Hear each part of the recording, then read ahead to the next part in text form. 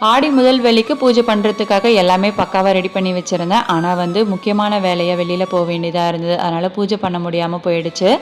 நான் இன்றைக்கி தான் வீட்டுக்கு வந்திருந்தேன். அதனால் பார்த்திங்கன்னா நாளைக்கு ஆடி கிருத்திகை, அது கூடவே ஆடி ஞாயிற்றுக்கிழமையும் கூட. அதனால் அன்றைக்கி பூஜை பண்ணிக்கலாம் அப்படின்னு சொல்லிட்டு விட்டுட்டேன். இந்த வருஷம் நமக்கு ஆடி கிருத்திகை 2 நாள் வருது. ஒன்று ஆடி 4ஆம் தேதியான ஜூலை 20, அதாவது நாளைக்கு ஞாயிற்றுக்கிழமை. அதுக்கப்புறமா ஆடி 31ஆம் தேதியான ஆகஸ்ட் 16 தேதி.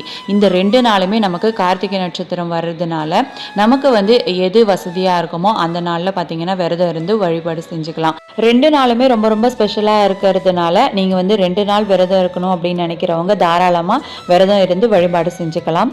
கோவிலுக்கெல்லாம் போக முடியல அப்படின்னு நினைக்கிறவங்க வீட்லேயே சிம்பிளாக ஒரு நெய்வேத்தியம் படைச்சிட்டு முருகனுடைய சிலைக்கு அபிஷேகம் பண்ணிவிட்டு நீங்கள் உங்களுடைய விரதத்தை கம்ப்ளீட் பண்ணிக்கலாம். வீடியோ பிடிச்சிருந்தா லைக் பண்ணிவிடுங்க. நாளைக்கு ஒரு வீடியோவில் பார்க்கலாம்.